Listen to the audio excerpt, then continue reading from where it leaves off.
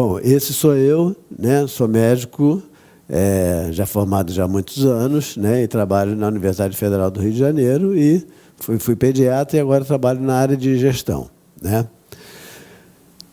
Esse slide aí, se isso aí fosse mais para frente, porque é um trabalho que está sendo feito por uma editora, que é a editora Fundamento ali, se esse trabalho fosse feito com mais intensidade, talvez a gente não tivesse nem razão para ter uma palestra sobre finanças para o pessoal da área de saúde, né?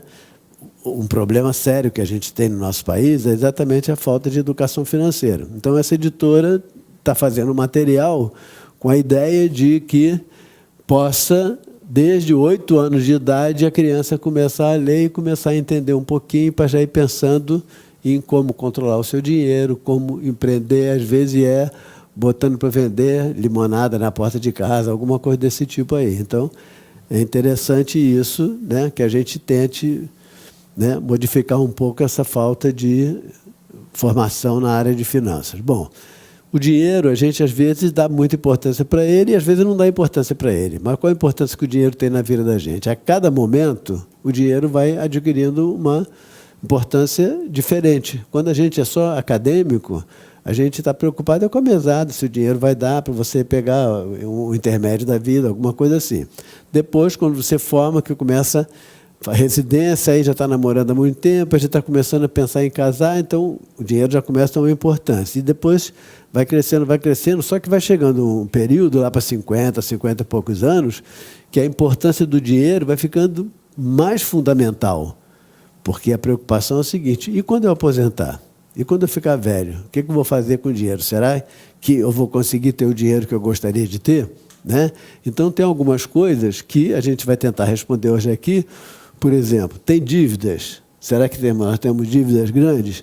Será que eu sei como investir o dinheiro? Né? Será que eu ganho bastante? Será que eu gasto mais do que eu ganho? Então, são algumas perguntas que, de um modo geral, os profissionais da área de saúde não conseguem responder. Então, a gente trabalha, às vezes, sem muito parâmetro, sem muita programação. Na verdade, tem um trabalho mostrando que não é só médico, né? Que no Brasil, 90% das pessoas trabalham sem planejamento. 90% das pessoas simplesmente vão deixando a vida levar e nem sempre ela leva para o melhor lugar, né?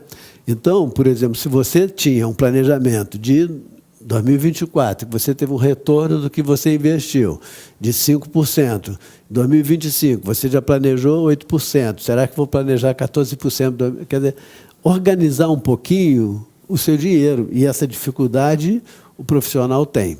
No fundo, o que a gente queria, o que a gente acha que deveria acontecer, é que a relação do médico, do profissional de saúde com o dinheiro, devia ser uma coisa natural.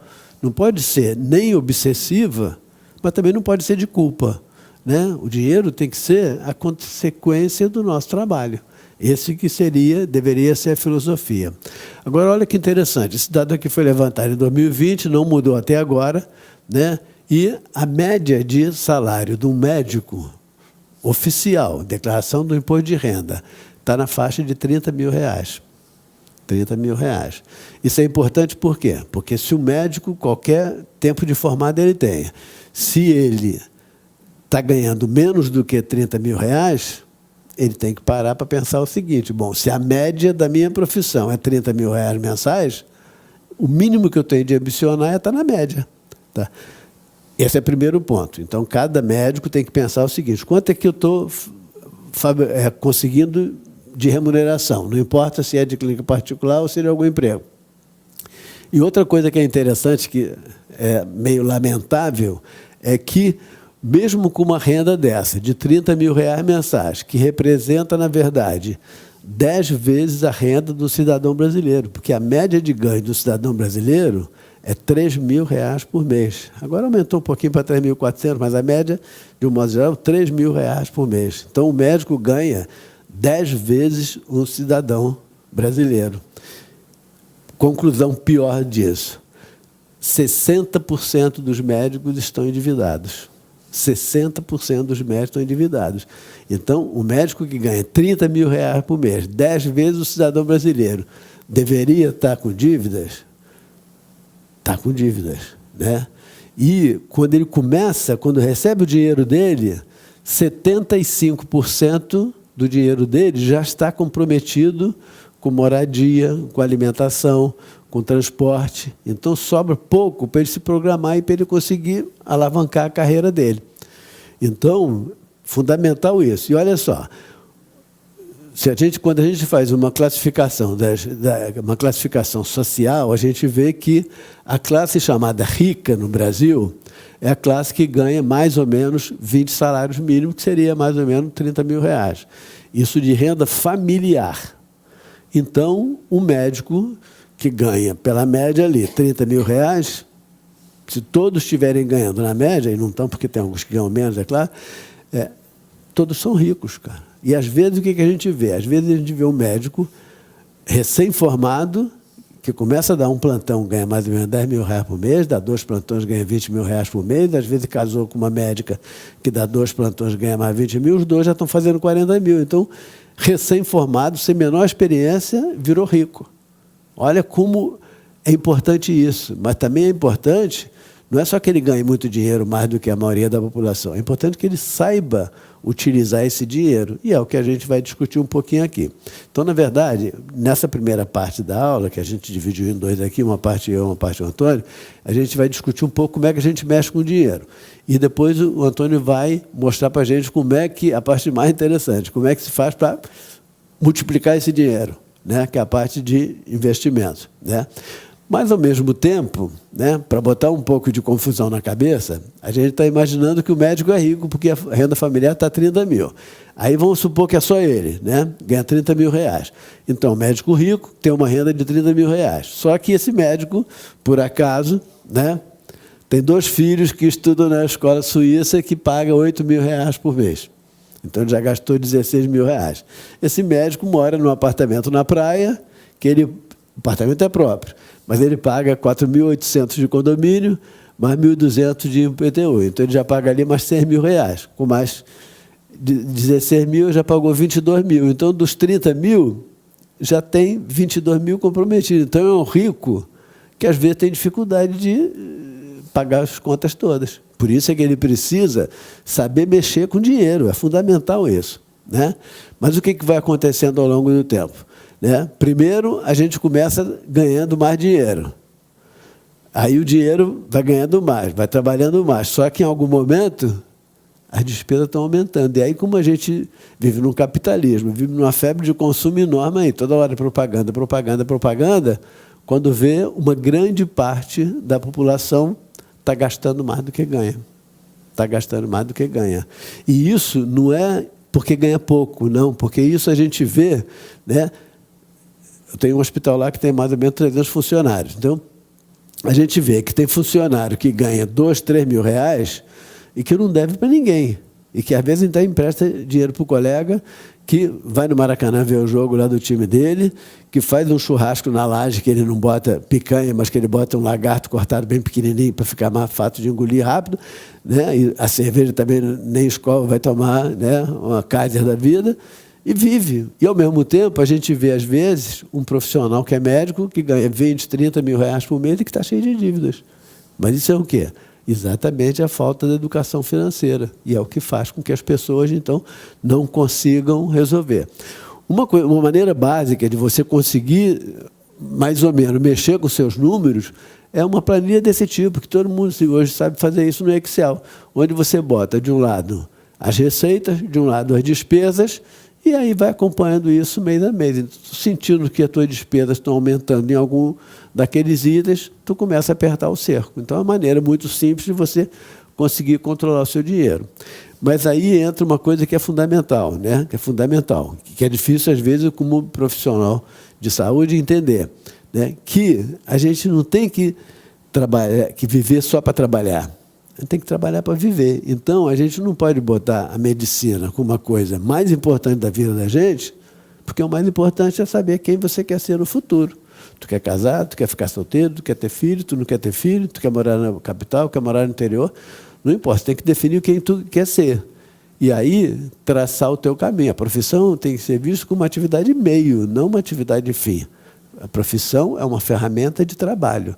Agora, dentro dessa ferramenta de trabalho, existem vários subitens. Um deles, que é fundamental, é o controle financeiro. Se eu não souber fazer isso, eu vou ter dificuldade, né? Aí tem uma coisa que a gente chama de fluxo de caixa. O que é o fluxo de caixa? Fluxo de caixa é como se fosse um fluxo do dinheiro. Quer dizer, o dinheiro que entra e o dinheiro que sai da sua conta bancária. Esse é o fluxo de caixa. E administrar o fluxo de caixa, hoje, é a maneira melhor de você administrar suas finanças pessoais ou suas finanças da tua empresa, do seu consultório ou da sua clínica. Então, o que eu preciso? Durante um determinado momento, a gente chama de fase 1, eu preciso apenas garantir minha sobrevivência. Então, estou abrindo agora uma clínica de inseminação artificial. Qual é a primeira etapa que eu tenho que fazer? A primeira etapa eu tenho que fazer com que receitas e despesas estejam equilibradas, porque aí eu não estou ganhando dinheiro, mas também não estou tirando muito. Esse é o chamado ponto de equilíbrio. Então, a primeira fase, quando tem um negócio qualquer, e às vezes esse negócio é a nossa vida pessoal, você precisa o quê? Eu preciso me equilibrar, eu preciso sobreviver financeiramente. Então, eu digo isso, que é a primeira fase de qualquer negócio, que pode ser um negócio pessoal você mesmo. Aí, depois que a gente já atingiu esse ponto de equilíbrio, aí eu já estou, né, igual aqui, receita e despesa. Agora eu já estou com um pouquinho de lucro. Mas qual é o meu objetivo agora? Aí, agora sim, eu já estou com um pouquinho de lucro, mas eu preciso ainda aumentar essa margem. Eu quero aumentar minha receita e, ao mesmo tempo, eu quero diminuir minha despesa. E aí eu estou aumentando minha margem de lucro. Então, a conta fica fácil. Então, primeiro eu tenho que tentar chegar no equilíbrio, depois que eu atingir um pouco de lucro, eu tenho que forçar para esse lucro ficar maior. Não importa, né, minhas ambições, mas eu tenho que forçar esse lucro ficar maior. Bom, do ponto de vista prático, como é que a gente faz, às vezes, para conseguir organizar essa entrada e saída de dinheiro? É simples, eu faço uma reta, né, onde eu tenho aqui, desde o dia 1 até o dia 31. Então, são os dias do mês. E aí eu vou marcando ali, na parte de cima, eu estou marcando os dias da semana, os dias do mês que o dinheiro está entrando. E como eu botei aqui de alguns convênios, né? Ó, no dia 2 entra o dinheiro da Sul América, no dia 10 entra o dinheiro da Mil, no dia 13 entra o dinheiro do ACI e por aí, né? E na parte de baixo, eu vou botando os dias que sai dinheiro. É muito simples isso, né? E aí o que acontece? Eu estou olhando isso graficamente, aí eu estou vendo o seguinte, né?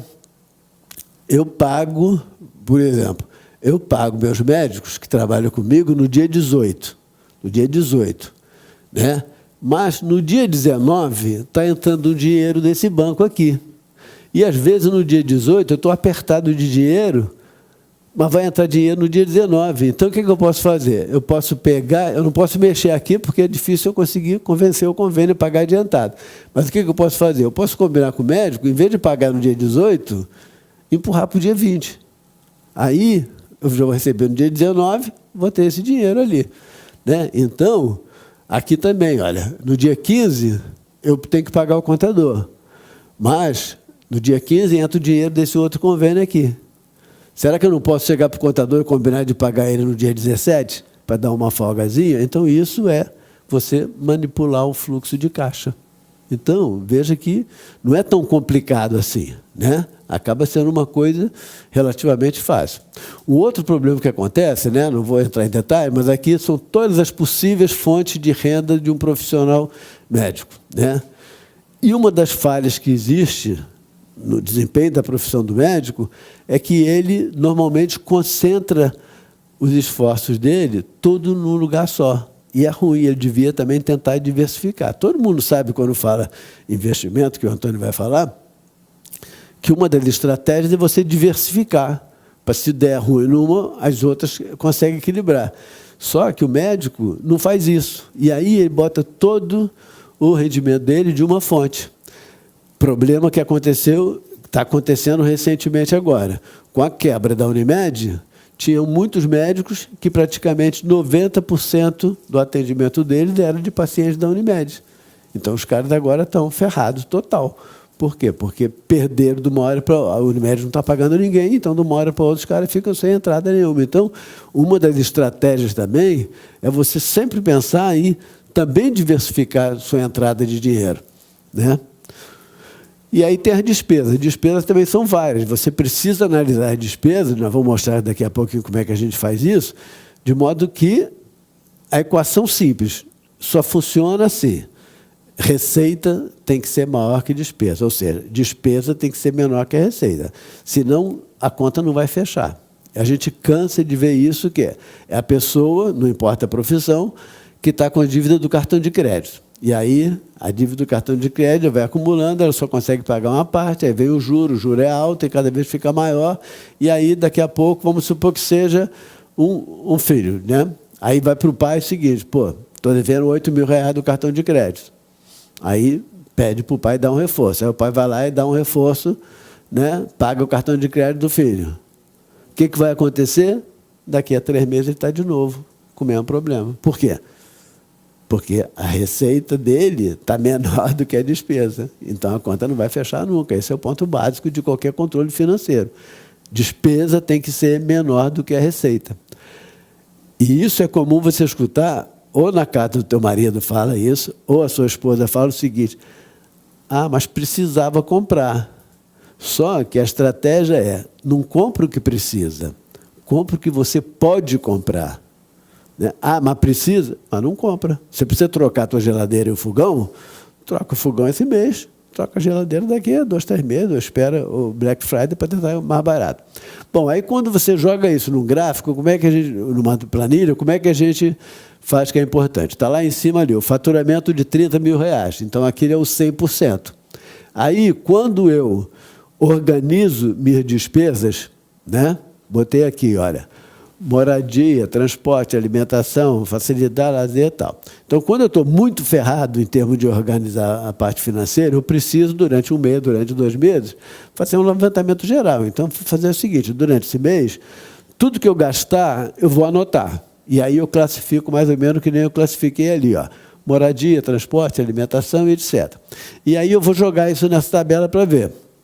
Então, por exemplo, nesse caso aqui, moradia, estou gastando 20% dos 30 mil, estou gastando 6 mil.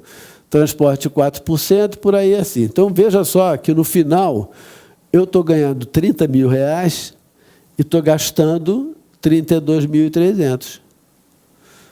Estou, em percentuais, 107, pouco por cento. Estou gastando mais do que eu estou ganhando. Então, aqui eu já estou vendo que isso aqui não dá certo. Não dá certo. E isso acontece com uma grande parte dos médicos. Bom, mas e aí? Como é que eu vou resolver isso? Eu vou resolver o seguinte, vamos trabalhar aqui em cima disso. Bom, se aqui eu quero chegar em menos do que 100%, eu vou mostrar na outra tabela como é que eu quero chegar, eu vou tirar um pouquinho daqui, tiro daqui 1, 2%, tiro daqui 1, 2%, tiro daqui eu não tiro nada, daqui do lazer eu tiro aqui 3%, vou tirando um pouquinho de cada um para ver se a conta vai fechar. Como é que a conta fecha? A conta fecha quando eu cheguei aqui, olha. Quando eu somo os percentuais, eu estou 90%, significa que sobrou 10%. Entendeu? Então, eu só fui estudando ali para saber o seguinte, onde é que eu vou mexer? Se eu quiser mexer tudo, vou tirar todo o lazer, que era 10%, mas não é legal isso, porque eu também preciso viver. Então, eu vou tentar tirar um pouquinho de cada lugar, e aí vou conseguir chegar nisso. Esse é meu objetivo, de controlar a despesa. Só que eu faço isso na minha vida pessoal, eu tenho que fazer a mesma coisa no seu consultório ou na sua clínica odontológica lá. Eu tenho que fazer o quê? Fazer com que a soma dos percentuais fique pelo menos 90%. Mas se você quiser também, você já está naquela fase de... Passou da sobrevivência, você já está na fase de lucros e perdas, eu não quero só 10%, eu quero 15%. Então, vou tentar fazer o percentual chegar em 85%. Não, eu quero 20%. Se der, nem sempre dá, mas eu vou tentar fazer chegar nisso aí. Tá. Mas, para isso tudo, eu preciso, e faz parte da educação financeira, uma mudança cultural. O que é mudança cultural? É pensar em economia, pensar em economizar. E aí entra um conceito que é fundamental, que é uma coisa que a gente chama de custo de oportunidade. né? Então, você vai comprar uma coisa qualquer, vai gastar um dinheiro em alguma coisa, tem que pensar o seguinte: será que teria alguma outra situação que com esse dinheiro eu pudesse fazer um investimento mais importante, pudesse comprar uma coisa mais interessante, uma coisa que me agregasse mais valor? Isso aí chama de custo de oportunidade. Então, quando eu vou, por exemplo, vou numa loja, vou comprar um sapato, não importa só se eu vou gastar, sei lá, R$500 no sapato, se eu tenho dinheiro para pagar os R$500 do sapato. Eu tenho que pensar o seguinte: mas com R$500, o que é mais interessante que eu poderia fazer? Ah, será que tu podia levar a tua esposa para jantar num restaurante bacana que tem muito tempo que tu não leva? Tá? Ah, mas isso, estou jogando dinheiro fora? Não, mas pode ser que seja importante isso na tua vida. Entendeu? Então, isso a gente chama de custo de oportunidade. Então, eu preciso entrar nesse sistema de economia. Olha só, para ter uma ideia. Se eu deixar um ar-condicionado ligado direto, é mais R$600 de conta que eu pago. Olha quanta coisa que eu poderia usar com 600, fazer com R$600. Né? Se tiver uma lâmpada daquelas que a gente larga lá, e olha, quando for para casa, vocês olhem quantas lâmpadas existem acesas desnecessariamente por aí no cidade do Rio de Janeiro. Só uma lâmpada dá R$80 por mês. Torneira, R$32, oxigênio, etc. Então, coisas simples, até um receituário, que eu poderia, em vez de fazer um receituário de uma folha inteira A4, eu posso fazer meia folha, pô, já economizo metade de papel. Vai sair mais barato. Então, não é que você é pão duro, tem que ser pão duro mesmo. Por quê? Porque quanto mais tu economizar de um lado, que é desnecessário às vezes, aqui, a despesa, você vai ganhar do outro lado, você vai poder usar o dinheiro para outras coisas mais interessantes. Vamos dar um exemplo ali, né? Vamos supor que a doutora dentista aqui foi no shopping comprar um sapato. Na verdade, ela não comprou um sapato de 380, ela comprou um sapato de 980, porque é toda bonitona assim, toda chique, ela vai querer comprar um sapato de 380. Ela comprou um sapato de 980. Quanto é que custou o sapato? 980, não custou 980. 980 foi o que você pagou pelo sapato. Mas, o que aconteceu? Você, para ir no shopping, primeiro tu pegou o carro, tu gastou a gasolina do carro, tu pagou o estacionamento, gastou a sola do teu sapato, e pior de tudo, você estava fazendo consulta no consultório, vamos supor que você cobrasse a consulta R$500. E aí você, que é rápida no gatilho, você gastou só 2 horas no shopping, que é quase impossível tu comprar um sapato com 2 horas. Eu sei que tu gasta umas 4 horas para escolher o sapato. Né? Aí tu gastou 2 horas. 2 horas, quantas consultas você perdeu? Você perdeu 4 consultas de R$500. Você perdeu R$2.000 só de consulta. Então, na verdade, o sapato custou R$2.980. Mais um restinho que foi a sola do sapato que você gastou, o estacionamento, a gasolina do carro e etc. Então, veja como é o raciocínio que eu preciso fazer é o seguinte: poxa, qual é a conclusão hoje? Não vou parar o consultório para ir no shopping comprar sapato. Né? Bom, vamos a outra situação também que é importante, que é muito simples e muito frequente. Né? Então, vamos supor que você tenha uma conta no posto de gasolina. Aí tu vai lá, abastece a semana inteira lá no posto de gasolina. E quando chega no final do mês, né, o cara vai te mandar a conta. E a conta é a seguinte: todo dia 5, você tem que pagar a conta da gasolina do mês. Só que o teu salário você recebe no dia 10. Então, tu tem que pagar o posto de gasolina no dia 5, mas o dinheiro só vai entrar no dia 10. Essa falta de casamento do dinheiro que entra com o dinheiro que sai, que é o chamado tempo médio de você receber o dinheiro e tempo médio de você pagar as contas. Isso é muito comum no consultório do médico.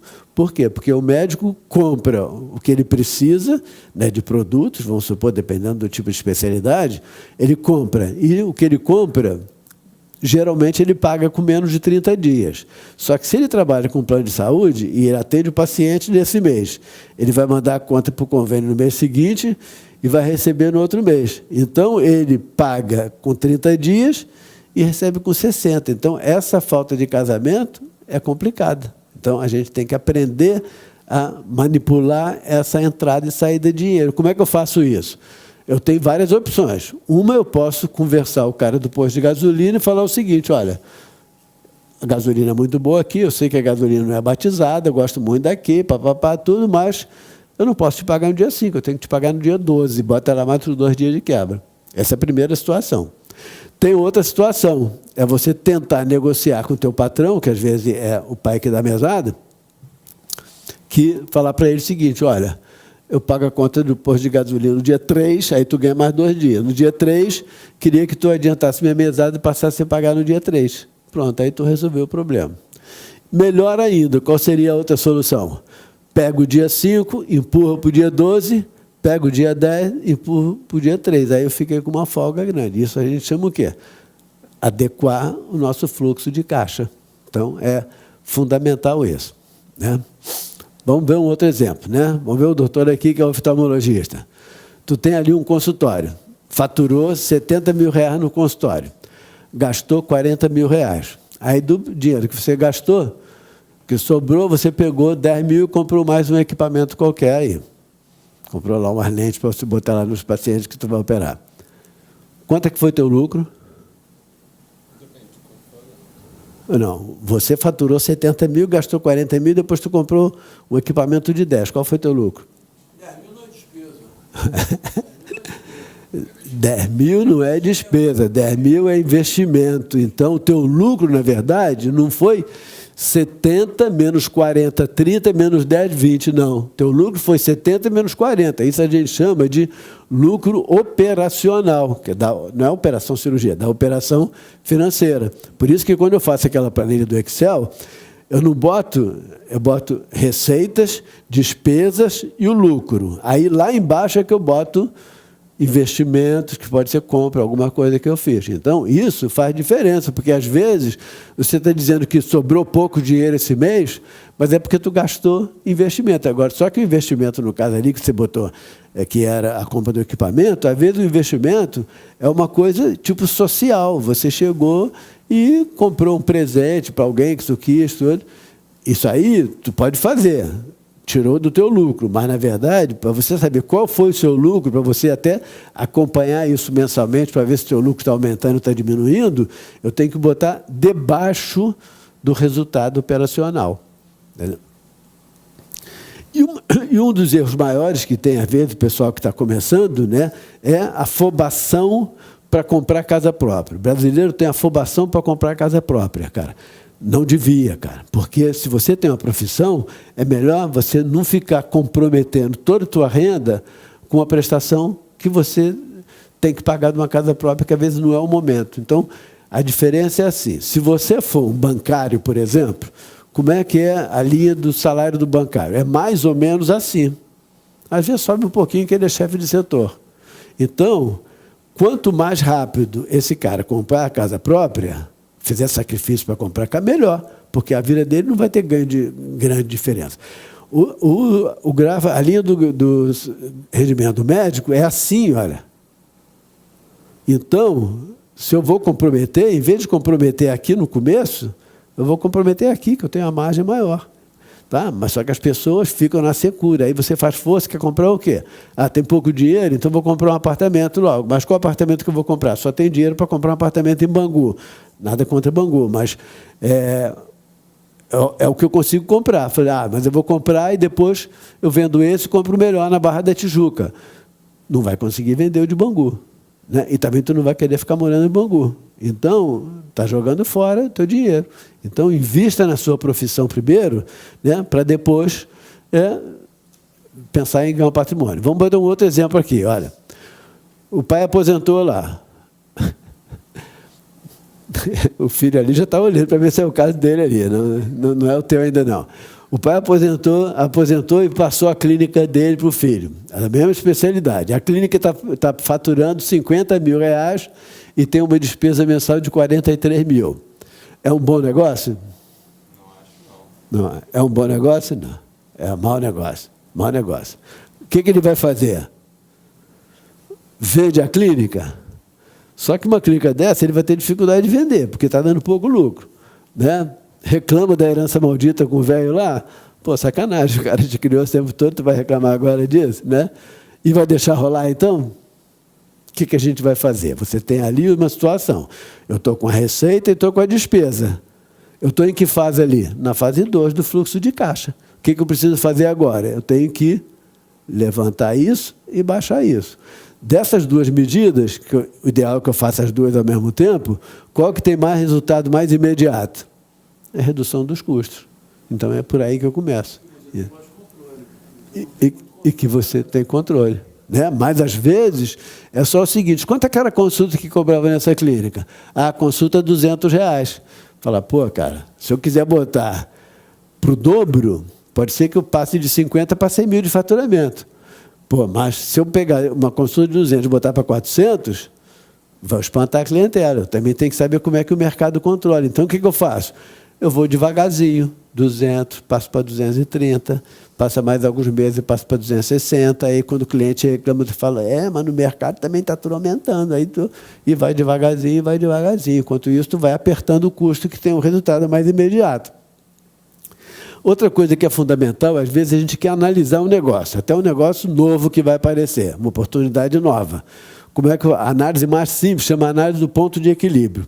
Né? Como é que é a análise do ponto de equilíbrio? Vamos botar no gráfico aqui. Primeiro eu tenho uma linha que é o custo fixo. Esse custo não varia. Se eu atender mais doente ou menos doente, não varia. É o quê? É o aluguel que eu pago do coisa, é o salário da secretária, entendeu? São custos fixos. Tem custos que começam do zero, porque eu não estou atendendo cliente nenhum ainda, mas que quanto mais cliente eu for atendendo, o custo vai aumentando. Esse é um custo que a gente chama de variável. Se eu somar o fixo com o variável, eu tenho o quê? Tenho esse custo total aqui, ó. Essa linha preta aqui. Essa é a linha do custo total. Bom, aí agora vamos jogar o faturamento, o dinheiro que entra. Não tem cliente, começou do zero. Vai aumentando, a clínica está dando sucesso, vai aumentando, aumentou. Nesse ponto aqui, que a linha do custo total está cruzando com a linha da receita total, estou em que ponto? Estou no ponto de equilíbrio. Exatamente isso aí. Aí veja o seguinte, enquanto eu estiver do lado de cá, eu estou no prejuízo, porque eu não atingi o ponto de equilíbrio. Quando eu estou do lado de cá, eu estou no lucro. Qual que é maior aqui? O lucro ou o prejuízo? O lucro é muito maior, então esse negócio é bom. Então, essa é a maneira simples da gente analisar um negócio. Vamos ver outra coisa que a gente chama de liquidez também, que é importante. Temos 3 situações aqui. Tem uma pessoa que está com R$10 mil negativo no banco. Cheque especial de R$10 mil. Tem um outro que está com 50 mil positivo no banco. E tem um outro que está com 50 mil positivo no banco. Quem que está pior daqui? Em princípio, esse aqui, né? Mas será que é isso mesmo? Então, aí tem um negócio que a gente chama de liquidez. O que é liquidez? Liquidez é o seguinte, vou fechar tudo, vou pagar o que eu devo pagar, vou cobrar todo o dinheiro que eu tenho de cobrar, pronto, liquidei tudo. Por isso que chama liquidez. Liquidei. Vamos ver como é que fica a situação. Então, esse indivíduo aqui, que estava devendo 10 mil no cheque especial, ele tem 300 mil para receber. Então, vamos supor que ele... Porque é uma situação fictícia. Vamos supor que ele conseguisse receber os 300 mil. Então, 300 mil. Tem nada no estoque, tem 200 mil a pagar. Então, ele tinha 10 negativo, vai entrar 300, vai sair 200, quer dizer, vai sobrar 100, 100 mais 50, 10, sobrou no final 90 mil. Então, a situação aparentemente estava ruim, mas quando eu liquidei a situação, ficou boa. Né? Porque sobrou no final 90 mil. Vamos ver esse aqui. Estava achando que estava bem para caramba, né? 50 mil de saldo.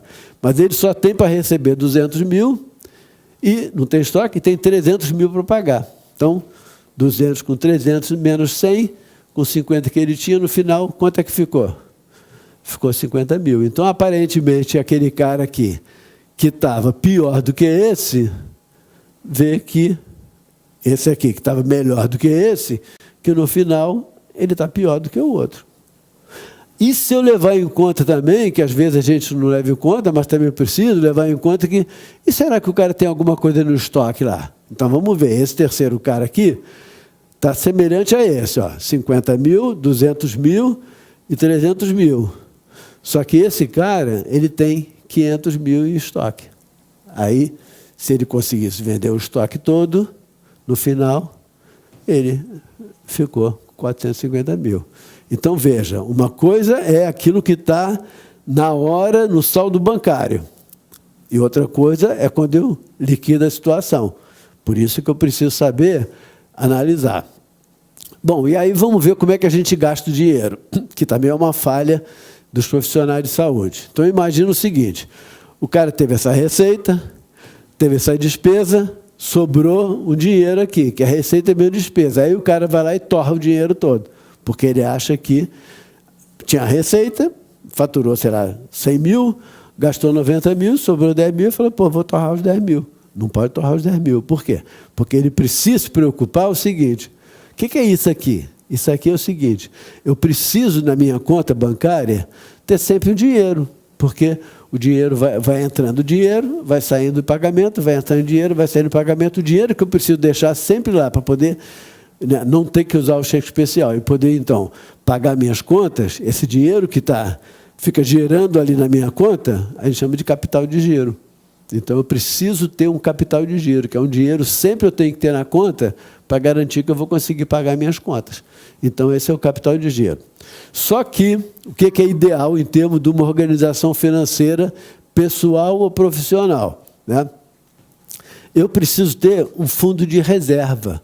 O que é o fundo de reserva? O fundo de reserva são o dinheirinho que eu faço uma economia para situações especiais que aparecem. Estou no consultório, posso quebrar o ar-condicionado, vou gastar quanto? Vou gastar R$1.000, então tem que ter um dinheirinho de reserva para poder pagar na emergência. Se você tem por trás, né, você é um estudante, que nem ele ali, e tem um pai rico por trás, tu não precisa fazer uma reserva muito grande, porque tu sabe que tu vai e pede metade adiantada.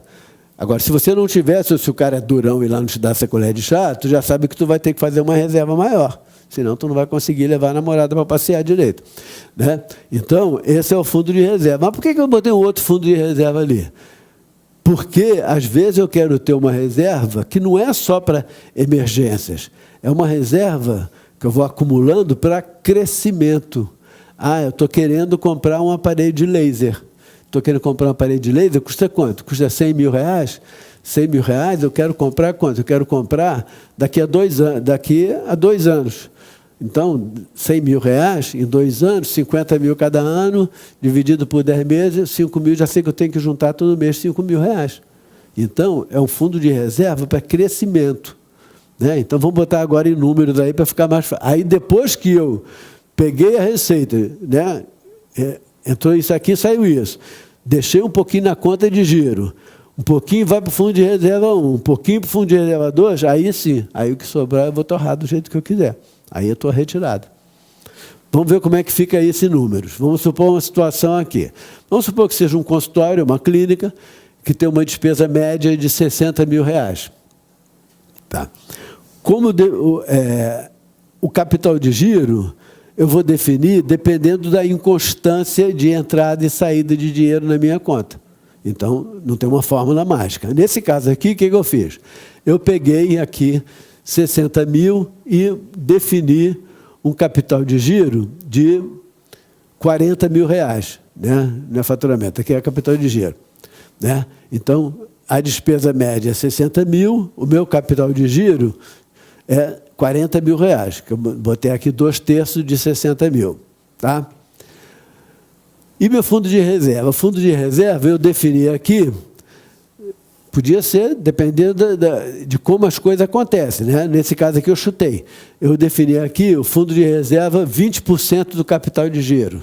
Então, meu fundo de reserva é 8 mil. Aí vamos ver essa situação num determinado momento. Essa empresa tem 60 mil de gastos médios. No fundo de reserva 1 tem 3 mil. Mas quanto que eu falei que eu queria botar de reserva? 8 mil. Então, eu preciso separar 5 mil para repor o capital, repor meu fundo de reserva 1. Tá? Então, olha só, quanto é que eu tenho nesse dia no banco? Eu tenho 120 mil. Tenho 120 mil. Bom, não posso tirar 40 mil, que é capital de giro. Então, 120 menos 40, pelo menos já estou com 80. Mas eu vou tirar 5 mil, que é para completar o fundo de reserva, que é 8 mil. Tem 3 mil, vou botar 5, vai dar 8 mil. Então, 120, deixo 40, tiro 5, boto para cá, 120 menos 40, 80, menos 5, 75. 75. Aí é o seguinte, bom, vou fazer um fundo de reserva. Também falei, conforme a constância das tuas necessidades emergenciais, você faz um percentual maior ou não. Eu defini um fundo de reserva aqui, acho que foi de 20%. Então, deu 11.250. Aí, 75 menos o fundo de reserva 1, deu 63.700. Aí eu torro. Esse aqui pode torrar. É o final que você vai retirar. Certo? Vamos supor agora no outro mês. No outro mês eu continuo tendo essas despesas. Nesse mês aqui, meu fundo de reserva 1 está em 7.000. Era 8, só vou precisar botar 1.000 aqui, né? E aqui eu tenho no banco agora 130.000. Tenho 30.000. 40.000 é o giro. Então, 130 menos 40 deu 90. Vou botar 1.000 para completar aqui. 90 menos 1, 89. Sobrou 89. Aí, 20% vai ser minha fundo de reserva 1. Vai ser o fundo de reserva 2, na verdade. Porque, não, esse é o fundo de reserva 1, que somando os dois eu vou ter um fundo de reserva maior. Lá vai ter a soma dos dois fundos. O fundo de reserva 1, ele é sempre constante.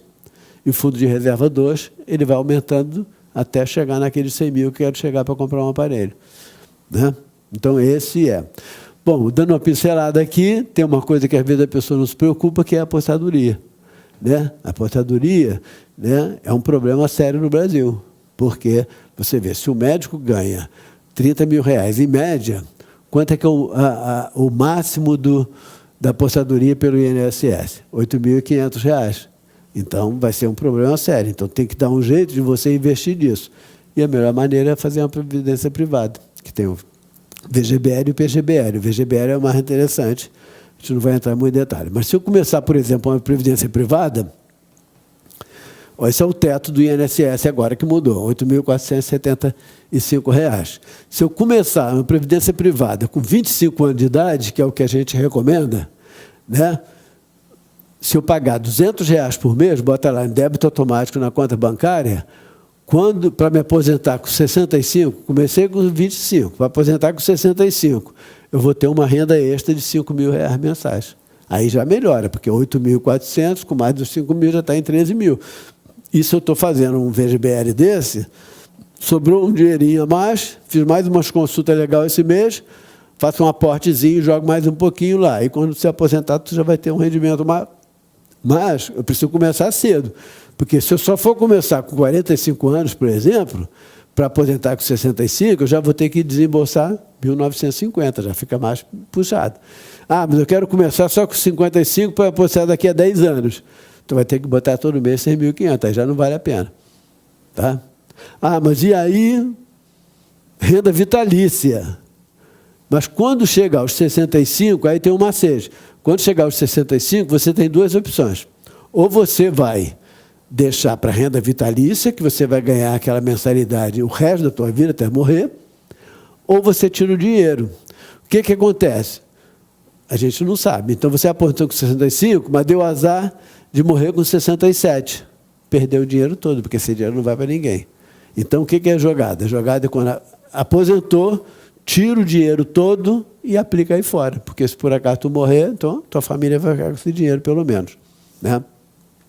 Está quase terminando para passar para o Antônio aqui. Uma outra coisa que é fundamental é o que ele chama de ciclo de vida. E o médico, ele acha que é imortal. E aí ele começa, dentista também, ele começa e aí quando ele está no máximo do rendimento dele, ele acha que não vai acabar isso. Mas acaba, porque qualquer empresa está ali, ó, mas isso também acontece, ciclo de vida também acontece com a gente. Vai chegando, e aí depende da especialidade, sei lá, 50 anos, 50 e pouco, aí o rendimento dele vai caindo. O cliente já não procura tanto ele também já está mais cansado, e aí ele não consegue a venda porque o custo dele não consegue baixar. Então, esse é um problema sério, muito sério. Então, por quê? Porque você precisa pensar que nessa tua fase produtiva, você está bem nessa fase ascendente, que vai ser lá 45, 50, 55, eu tenho de criar, como está ali, uma máquina que gere dinheiro que não dependa do meu trabalho braçal. Isso chama renda passiva. Isso que eu preciso fazer. Isso que é fundamental. Mas se você perguntar para vários médicos de 45, 50 anos, que deviam estar pensando nisso, Vem cá, qual é o teu planejamento de renda passiva? Ah, não tem. E o cara vai. Daqui a pouco, tu pega um cara com 60 anos, está dando plantão para sobreviver. Pega um cara com 70 anos, está dando plantão para sobreviver. Pega um cara com 75 anos, está querendo dar plantão, coitado. Né? Programou mais a carreira dele. Então, preciso sempre ter na cabeça isso. Preciso criar uma máquina geradora de dinheiro. Quais são as máquinas geradoras de finança mais fáceis? Né? Então, vamos lá. Primeiro, criar e ampliar serviço. Em vez de você ter só um consultório, você criar um serviço, com mais gente produzindo dinheiro. Comprar imóveis para alugar. Outra maneira. Vou mostrar daqui a pouco. Negócios fora da medicina. Pode ser bom, mas tem que tomar cuidado se você não estiver sabendo como é que é. Vou investir em agronegócio? Está na moda aí? Pode ser. Será que você sabe fazer plantação de alguma coisa? Né? Ou vou viver de renda? Então, são várias maneiras de criar uma renda passiva. Né? Vamos passar rapidamente essa aqui. Só que tem os jovens mais jovens, né? Hoje, estão pensando assim, eu tenho uma ideia brilhante, vou criar uma startup, vou conseguir uma porção de aporte, vou vender essa startup por 20, 30 milhões e vou parar de trabalhar e vou ficar rico sem fazer força. Não é assim que a banda toca. É muito difícil. A maioria, mais de 80%, 90% das startups dão água. Não dão. Então, não é fácil assim. Então, quando eu crio uma empresa, tem duas maneiras. Ou eu posso criar uma empresa com o objetivo de criar, alavancar, produzir e vender ela e ganhar dinheiro, que muita gente pensa que esse é o único caminho, mas não é. E eu posso criar um serviço que eu quero criar para ficar. Então, quando vocês criaram o serviço lá de vocês, o Plano Nascer, com certeza você não criou para ver. Pode ser até que um dia você venda, não sei. Mas você não criou para crescer e vender. Você criou para ficar. Quando o cara criou, né, o MOL, criou a Redditor, que ele começou com o Barrador, ele não fez um negócio para criar e vender. Pode ser também que um dia ele venda, mas, em princípio, ele criou para viver, para manter isso. Então, isso é a ampliação de você. Então, quando eu tenho um consultório, né, vamos supor, vou montar um serviço de oftalmologia com o doutor aqui. Né? Se for só ele sozinho, vai ter o ciclo de vida dele. Agora, se ele botar mais 3, 4, 5 oftalmos para trabalhar com ele, né, quando o oftalmo está atendendo, ele vai dividir a renda com você, mas você é o dono da clínica, é justo que você fique com a parte da renda. Então, a hora que você está viajando, a hora que você está mais cansado, a tua clínica continua gerando. Então, isso é você ampliar o teu serviço. Essa é a primeira situação. Vamos supor uma outra situação, sala comercial. Né? Vamos supor que eu queira ter, quando eu aposentar, eu quero ter 20 mil reais de renda. Já estou aposentado, precisa pagar a escola de filho, já tenho uma casa, tenho um carro, 20 mil reais, talvez dê para viver.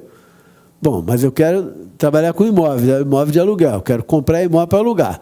Quanto custa, por exemplo, o aluguel de uma sala comercial na Zona Sul ou Barra da Tijuca? Botei um valor médio ali, mais ou menos, 2 mil reais. Bom, se eu quero ter 20 mil de renda, quantas salas eu preciso comprar para ter uma renda mensal de 20 mil? Eu preciso comprar 10 salas comerciais. E aí vou comprando devagarzinho. Tem um lançamento, eu compro um, tem outro lançamento, eu compro outro, tem outro, vou comprando outro. Quando chego lá, para os meus 60 e poucos anos, eu já estou com 10 unidades ali que está me rendendo 20 mil reais, mais ou menos, em média. É uma opção, é uma opção simples e até culturalmente ela é bem aceita pela classe médica. Bom, vamos ver uma outra situação. Quero viver de renda. Né? Eu quero uma renda média de 20 mil reais. Tá? Vamos considerar que o dinheiro que você tem aplicado está rendendo, se ele vai falar depois, 0,5% ao mês, de lucro. Não é de... Porque quando fala o rendimento, tem uma parte que é só a valorização do dinheiro, que é chamada correção monetária. E tem uma parte que é o lucro. Então, a soma dos dois é que dá o que aumentou no teu dinheiro. Né? Mas vamos supor que o lucro real foi 0,5% ao mês.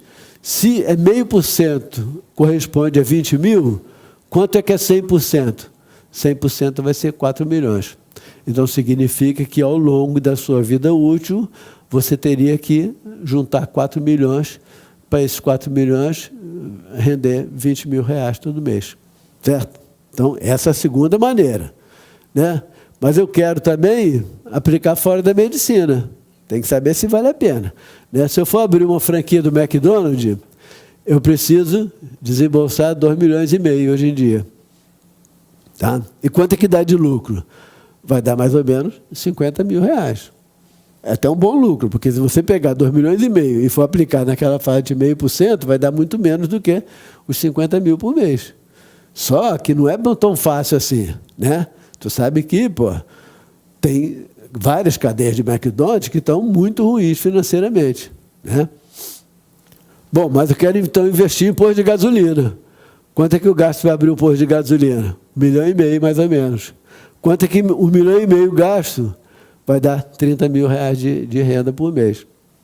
Tudo bem, se eu tinha 1,5 milhão, mas tu tem que saber para você não ser enganado, porque pode ser que venha um PCC e bota um revólver na tua cabeça e compre o teu posto de gasolina. Ou então te compre por um preço muito barato. Então, entrar numa área fora da medicina, tem que ter cuidado. Tem que ter cuidado. Mas existem maneiras. Ah, mas eu quero agora agronegócio, quero plantar melancia. Vou plantar melancia. 1 hectare, mais ou menos, que são 10 mil metros quadrados, se for plantar, tem que saber a característica do terreno também, que nem todo terreno dá melancia. Né? Ele gostou. Lá na tua terra do Cabo Frio, acho que o nego planta melancia bastante lá. Para você plantar uma safra, eu gasto 15 mil reais por mês. E uma safra me rende 30 mil. Então, ela rende um lucro de 15 mil. Tá? Então, cada safra 15 mil, são 2 safras de melancia dá por ano, então vou ter um lucro anual de 30 mil. Já tenho um terreno, vou pegar alguém que sabe plantar melancia, vou ver se o terreno serve para melancia, vou plantar melancia, vou gastar 15 mil, né, e vou 30, vou gastar mais 15, 30, no final vou estar com 30 mil de lucro no ano. Pode ser bom. Tem de gostar disso aí. Né? Então, essas são as maneiras de você criar uma renda passiva.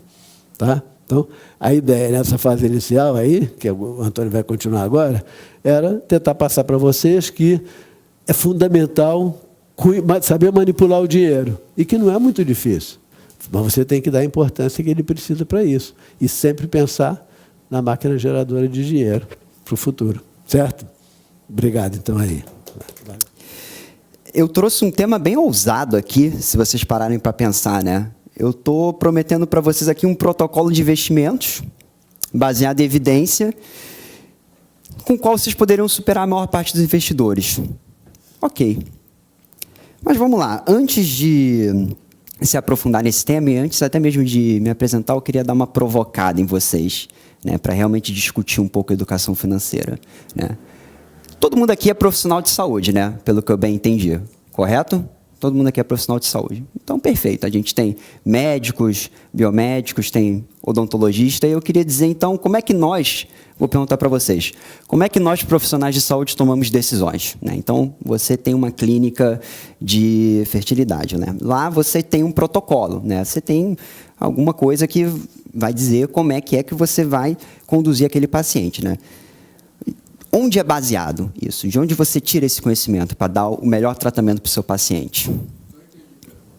Então, vamos lá. Existe um conhecimento lá que você usa para aplicar e entregar o melhor serviço para o teu cliente. De onde você tirou esse conhecimento? Como esse conhecimento surgiu? Né? Hoje, atualmente, uhum. Como eu adquiri esse conhecimento? Não, eu digo como que as pessoas criaram essa ciência, né? Uhum. Você aprende com a ciência. O cientista foi lá, inventou aquilo e os médicos aplicam aquele protocolo. Exatamente isso que eu queria escutar. Falou algo? Sim, testes, estudos, né? Então, nós, profissionais de saúde, tudo que a gente faz é baseado em evidência de alta qualidade, porque a gente cuida de uma coisa que é muito importante, né? Então, nós, né, somos treinados a cuidar dos nossos pacientes com base no que tem de melhor no conhecimento, né? A gente estuda, a gente entende o nível de evidência das coisas que a gente está fazendo, a gente aprende a diferenciar a opinião de dado e evita decisões baseadas em achismos. Lindo! Eu acho que todo mundo aqui vai concordar com isso, correto? Agora, e quando o assunto é dinheiro? Quando o assunto é cuidar do dinheiro, como é que vocês tomam decisões, né? É com esse rigor todo, né? Acredito que, se eu fosse perguntar para muitos médicos e profissionais de saúde, as pessoas não tomam as decisões com tanto rigor assim na hora de cuidar do dinheiro. As pessoas tomam decisões com base em emoção. Pô, acho que isso aqui é um bom investimento, vou botar dinheiro. Dica de guru da internet, então aparece um cara lá com um post bacana e você fala, pô, curti, vou botar meu dinheiro na mão desse cara, né? Um conselho de um gerente de banco, um assessor de investimentos, né, que pode ser um bom assessor, mas nem sempre é, são profissionais frequentemente conflituosos. O que teu amigo falou, aquele clássico ouvi dizer, que Bitcoin é a parada, vou botar dinheiro nisso. Então, assim, isso é uma coisa que realmente é muito curiosa, né? Por que quando o assunto é de cuidar do nosso patrimônio, cuidar das nossas finanças, a gente abandona completamente esse padrão de rigor, né? Assim, você vê muita gente investindo e cuidando de dinheiro com base no que está bombando no Instagram. Você trataria seus pacientes tendo ali como o nível de evidência que está bombando no Instagram? Não, né? A gente, na hora de cuidar do nosso patrimônio, a gente quer cuidar do nosso patrimônio com o que há de melhor, né? E aí é que eu entro nessa história, né? Meu nome é Antônio Pedro, né? Embora eu tenha esse nome aí do Hospital da UF, eu sou médico formado pela FRJ e residente em oftalmologia pela UERJ, né? Passeando em todos os hospitais públicos aí do Rio de Janeiro.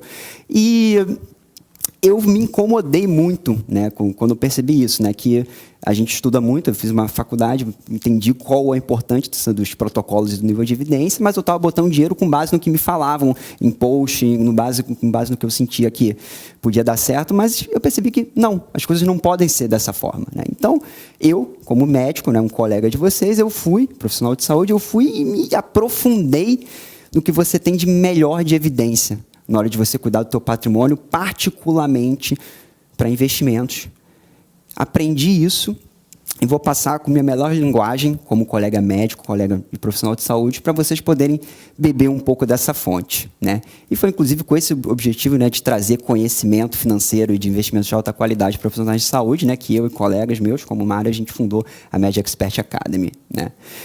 Então, vamos lá. Felizmente, finanças também são estudadas cientificamente, gente. Vocês têm várias áreas, economia comportamental, finanças empíricas, né? Tem ciência de alto nível estudando isso, né? E aí é que vem dois conceitos legais que eu queria trazer para vocês. O conceito de inteligência financeira e o conceito de boas decisões financeiras, né? Inteligência financeira é uma coisa metrificável e estudada, né? O quanto que a pessoa é letrada em finanças, o quanto você entende conceitos como juros, esses conceitos de gestão de fluxo de caixa que o Mário estava trazendo para vocês, tudo isso é metrificável. Isso é uma característica da pessoa. E também você tem, por outro lado, boas decisões financeiras. A pessoa que efetivamente toma boas decisões financeiras, a pessoa que economiza, que não se endivida, que faz bons investimentos. Isso é metrificável também, aquela pessoa que cresce o patrimônio ao longo da vida com inteligência financeira, né? E a literatura, eu trouxe aqui um dos muitos estudos que falam sobre isso, é muito claro sobre isso. E isso é até intuitivo. Pessoas que têm alta inteligência financeira, que é o termo técnico é literacia financeira, isso é só um nome complexo, elas tendem a tomar melhores decisões financeiras, tendem a prosperar mais. Inclusive, nesse estudo aqui, que foi feito com 60 mil residências, né, residências, eu digo famílias no Chile, né, a inteligência financeira estava mais associada ao crescimento financeiro do que os níveis, que os anos de escolaridade, né? Só que é isso, correlação não é causalidade, né? Porque a pergunta, o que importa aqui, isso aposto que vocês nunca viram ninguém discutir isso, né? Porque muita gente hoje fala de educação financeira, quer te ensinar a investir, vai vender um curso sobre isso, mas já pararam para se perguntar se a educação financeira funciona de fato? Porque uma coisa é você ver que uma pessoa que tende a ser inteligente financeira, né, tende a ser inteligente financeiramente, ela age, né, financeiramente de forma inteligente, né? Que isso às vezes é uma característica da pessoa. A pessoa já nasceu interessada naquilo, vai procurar aquele conhecimento e vai ser boa naquilo. Agora, será que se eu, que nem eu estou fazendo aqui com vocês, eu faço uma intervenção, uma educação financeira com vocês, será que isso realmente aumenta a inteligência financeira das pessoas que estão sofrendo essa intervenção? E será que isso se traduz em comportamento melhor? Porque isso é o nosso objetivo final. A gente quer que as pessoas que estejam aqui, eu quero que vocês assistindo aqui, tomem melhores decisões financeiras, investam melhor, né? Será que a educação financeira funciona mesmo, né? E aí eu trouxe essa meta-análise de Oxford, que é o mais recente que você tem disso, né? Que ele mostrou que sim. Eles pegou mais de 126 intervenções, né, estudos de intervenções, e mostrou que sim, as intervenções de educação financeira aumentam sim a inteligência financeira com efeito significativo. Mas na hora disso se traduzir em boas decisões financeiras, o efeito, embora ainda significativo, é menor. Ou seja, olha que interessante, né, como é que as coisas são contraintuitivas, né? O efeito até existe, mas ele não é mágico. e ele é cheio de nuances, né? Então, por exemplo, a evidência mostra que tem certas situações que esse efeito é menos relevante. Por exemplo, pessoa que se endivida muito, é difícil mudar. Isso é quase que um vício, uma característica, né? A dívida para ela é como se fosse uma cachaça. Muito difícil de mudar. Mas tem coisas que são mais fáceis de mudar. Então, por exemplo, o ensino que ocorre no momento da decisão real, né? Então, por exemplo, você ensina uma criança de 5 anos a investir, isso está muito longe do momento dela realmente investir. Esse ensino não tem tanto efeito. Agora, por exemplo, você está pegando um médico, né, recém-formado, por exemplo, pô, esse é o melhor momento para você fazer uma intervenção. O cara está começando a ganhar dinheiro, vai fazer seu primeiro investimento, bacana. Outra coisa muito legal, quando as pessoas estão voluntariamente na intervenção, ela tende a ser melhor. Boa notícia para vocês, todos vocês vieram aqui voluntariamente, né? Até mesmo a questão da renda adequada. Quanto maior a renda que a pessoa tem, em geral, melhor tende a ser o nível de efeito benéfico que aquela intervenção vai fazer. Bom, fechado nessa introdução, vamos lá ao que interessa, né? Então, Antônio, você está me prometendo uma estratégia que vai me fazer superar a maior parte dos investidores, né? Assim, gente, essa aula aqui, na verdade, ela é até um pouco avançada, tá? Eu estou assumindo que vocês já entendem algumas coisas de investimentos. Tem alguém aqui, pode falar na moral, tem alguém aqui que não entende nada de investimentos, né? Você não entende nada, porque temos 2 pessoas que não entendem nada de investimentos. Mentiroso. Bacana. Então, eu vou explicar para você uma coisa, só para vocês se situarem um pouco, né? O Mário falou para vocês de educação financeira básica, né? Que é você conseguir gerir ali teus fluxos de caixa, sejam pessoais ou empresariais, e o objetivo é que você não se endivide e você faça dinheiro sobrar, né? Isso é finanças pessoais, né? O investimento vem depois disso. Investimento é quando você já está com a dívida controlada, você está fazendo dinheiro sobrar, mas aí, em vez de você deixar esse dinheiro parado, você vai direcionar esse dinheiro para ativos que são capazes de fazer ele render, né? Que são capazes de fazer o teu dinheiro trabalhar para você mesmo e gerar mais dinheiro.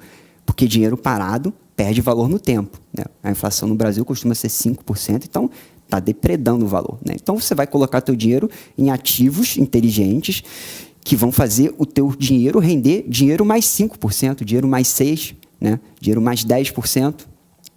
E isso vai criando uma curva de juros compostos que faz teu patrimônio crescer, né? De forma passiva realmente. Bacana. Isso aqui é só um resumão do que significa você ser investidor. O investidor, quando você é investidor, você tem uma missão, né? A tua missão é montar uma carteira balanceada e diversificada, né? Uma carteira formada por vários ativos, né? Aí aqui que está, né? Ela é formada por classes de ativos, que já eu vou falar. E para montar essa carteira, você tem que ter em mente o teu perfil como investidor, como é que é a tua personalidade. Pô, eu sou uma pessoa que gosta de risco, ou não, eu sou uma pessoa que segurança em primeiro lugar. Você vai considerar o teu perfil, o teu tempo de vida, porque quanto mais tempo de vida você tem, mais espaço você tem para risco, e teus objetivos, né? Então, para uma previdência, é longo prazo, você pode assumir mais risco. Agora, para quero comprar um consultório em 3 anos, curto prazo, você tem que assumir menos risco, né? Então, você, tendo em mente perfil, tempo de vida e objetivos, e também uma filosofia ou estratégia de investimentos, que é a maneira que você opta por escolher ativos, você vai montar a tua carteira balanceada e diversificada, que vai atender teus objetivos, vai trabalhar para você. E tem as classes de ativos. Vocês sabem mais ou menos o que é renda fixa, renda variável, fundo de investimentos alternativos? Sabe o que é renda fixa? Tá, renda fixa é você estar emprestando dinheiro para um banco, para o governo, e o governo te paga esse dinheiro de volta, né? Renda variável é quando você compra uma participação num consultório, por exemplo, né? Porque é variável, você não consegue prever o quanto aquilo vai ter de retorno, né? Mesma coisa, você pode comprar ações listadas em bolsa de valor. Você tem fundos que são conjuntos de investidores que se juntam e são guiados por um gestor, né? São condomínios de vários investidores e que são guiados por um gestor para ter uma mesma estratégia de investimentos, né? Todos compartilham os rendimentos desse fundo. E você tem investimentos alternativos, que é criptoativos, mas eu não vou entrar muito nesse tópico hoje, né? Mas o momento que muitas pessoas travam é nisso aqui, né? Na filosofia e na estratégia de investimentos, né? Por quê? Muitas vezes a pessoa chega e fala, pô, Antônio, eu já me entendo como investidor, por exemplo, eu sou uma pessoa arrojada, eu gosto de correr risco, meu tempo de vida é longo, eu penso aí na minha aposentadoria. Então, assim, eu sei que, considerando esse meu perfil, eu estou apto a ter ativos de renda variável, que tem mais oscilação, tem mais risco, mas no longo prazo, se você escolhe bem, eles entregam mais retorno. Então, eu sei que eu tenho que escolher renda variável, mas e aí, Antônio? O que eu compro? Eu compro a ação da Petrobras, eu compro a ação da Vale, eu compro um fundo que investe em ações, eu compro um fundo de índice, o que eu faço? Né? É aí que a filosofia e a estratégia de investimentos entra. É ela que vai te ajudar a decidir, tipo, vou colocar dinheiro na ação A ou na ação B. Vou comprar um fundo, vou fazer o quê? Isso vai te ajudar a responder. Né? Uma brincadeira que eu faço, né, no nosso curso completo é que entender investimentos não precisa ser difícil. Né? Então, por exemplo, quando você vai estudar medicina ou uma área da saúde, olha quantos tópicos a gente tem que saber para fazer uma prova de residência, por exemplo. Você tem que saber o tópico doenças cardiológicas, neurológicas, respiratórias, do aparelho urinário, você tem que saber uma porrada de coisa. E quando você entra dentro desses tópicos, você vai ver que eles têm subtópicos. Né? Então, doenças cardiológicas têm taquiarritmias, bradiarritmias. E se você entra dentro de taquiarritmias, você vai ver que tem subtipos de taquiarritmias. Então, o conhecimento se ramifica infinitamente. Né? Você tem que saber muita coisa para ser um profissional de saúde. Né? E para entender quais são os tipos de investimentos, muito mais fácil. Eu te proponho, são 4 grandes grupos. Renda fixa, renda variável, fundos de investimento e investimentos alternativos. Acabou. É só isso. Isso é o principal. Né? E assim, não é o propósito dessa aula aqui eu falar sobre tudo isso, tá? Mas eu queria abordar especificamente um tipo de ativo que a literatura financeira converge bastante em dizer que é um tipo de ativo interessante. Que é um tipo de fundo de investimento, que são os fundos passivos, né? Que a gente chama eles de ETFs, Exchange Traded Funds. Eu vou falar melhor, podem ficar tranquilos, né? Os ETFs de índices. Por que esse tipo de ativo é interessante? E aí eu vou fazer uma breve revisão histórica com vocês. Né? O que é um índice de mercado? Né? Um índice de mercado foi uma ferramenta criada, a princípio, não com o objetivo de você investir nela, mas com o objetivo de você medir a temperatura, medir o quão aquecido está um determinado mercado. Então, essa história toda surgiu no século XIX. Né? E qual era a ideia? Vamos supor que eu queira saber o quão aquecida está a economia do Brasil. Vamos supor que eu fosse um economista acadêmico, eu quero fazer um estudo dizendo que queira avaliar o quão aquecida, o quão bombando estão as empresas do Brasil. Qual seria a metodologia correta? Eu teria que avaliar todas as empresas do Brasil, desde a Petrobras até o boteco da esquina. Vocês acham que isso é viável, tecnicamente? Isso não é viável. Né? Então, um cara genial, né, que depois, né, o Charles Dow, né, então até daí é que veio, né, o Dow Jones, né, ele teve a ideia de simplificar essa análise. Em vez de você analisar todo o mercado, você vai pegar as principais empresas, o que é mais essencial. Né? Então, em vez de você analisar todas as empresas do Brasil, eu vou fazer o seguinte, eu vou pegar as maiores empresas que são mais negociadas na nossa Bolsa de Valores. Né? Vai pegar Petrobras, vai pegar Vale, Bancões. Pronto, é assim que foi criado o Ibovespa, que vocês escutam tanto falar no noticiário. Né? Isso que é o Ibovespa, uma carteira teórica, né, que representa o comportamento médio de um conjunto de ativos. Né? E você pode ter isso para qualquer coisa. Nos Estados Unidos, né, você tem um Dow Jones, né, que é o índice que reúne as principais empresas do setor industrial. Né? Você tem um S&P 500, que reúne as 500 empresas mais negociadas nos Estados Unidos. E você não tem índice só de empresas, você pode ter índices de qualquer coisa. Tá? Então é isso, uma carteira teórica com critérios de inclusão, critérios de ponderação, né? Ou seja, o quanto cada coisa vai ter um peso ali, e rebalanceamento. Se a Petrobras quebra, perde muito valor, ela sai do índice. Mas aí se uma empresa que era pequena no Brasil e cresce muito, ela entra nesse índice. Então, ele é fluido. Né?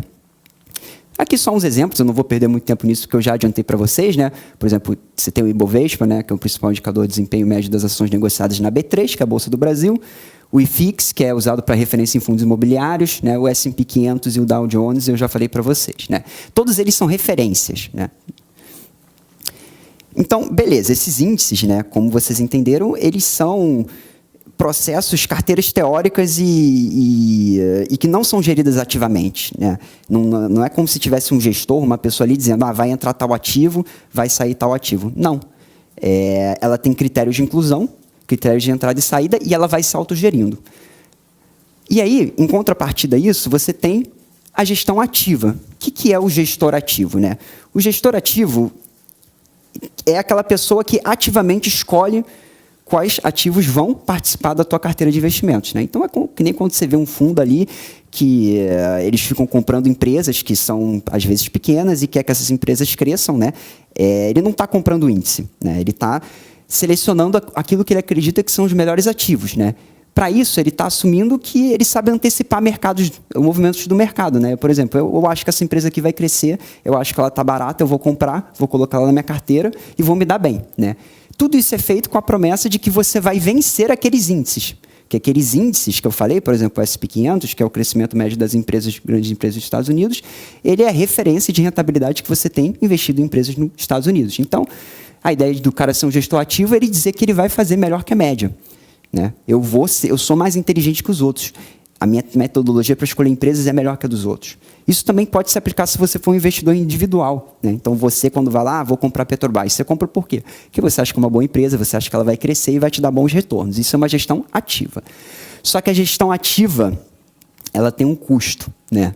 E aí, isso aqui, vocês não devem conhecer William Sharpe, né? Mas esse cara aqui, ele é um prêmio Nobel, né? Então, eu realmente procurei trazer assim, tudo que tem de gente mais renomada na área, né? E ele faz um artigo matemático que teve uma conclusão que eu achei incrível, assim, que a conclusão é a aritmética dele, né?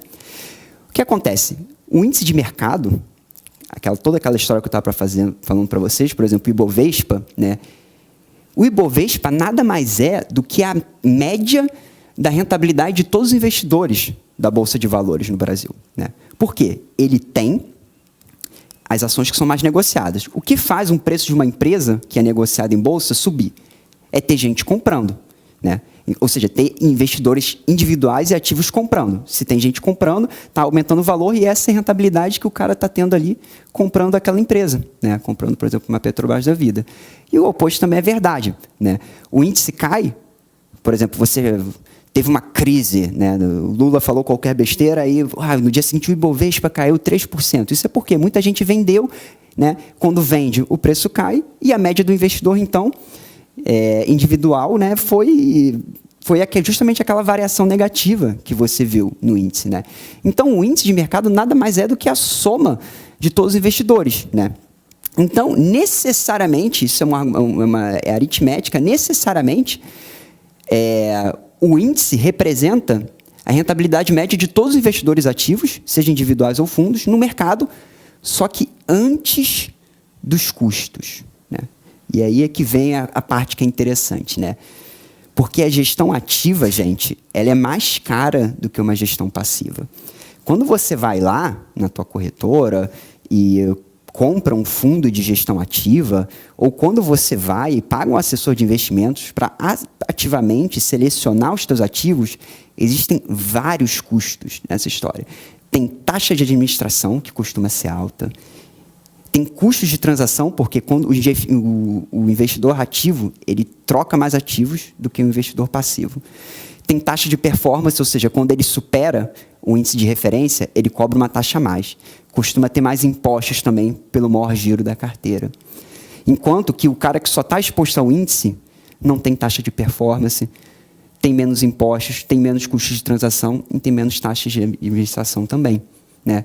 Então, depois do custo, a média do retorno do investidor ativo ou do fundo ativo necessariamente é pior do que a média de retorno do índice ou daquele que é um investidor passivo, né? Antônio, muito bacana, você trouxe um artigo lindo, matemático, mas isso foi visto na prática? Foi visto na prática, né? Então, isso aqui também é outro artigo muito legal, e o nome, né, Luck versus Skill, né? Ou seja, sorte versus habilidade no retorno de mutual funds, seriam fundos, né, de gestão ativa ali, né? E ele viu, e esse estudo foi feito ali nos Estados Unidos, ele viu que as carteiras de investimento dos fundos, né, dos Estados Unidos, em geral, elas tinham uma rentabilidade muito parecida com a dos índices de referência, que lá nos Estados Unidos geralmente é o S&P 500.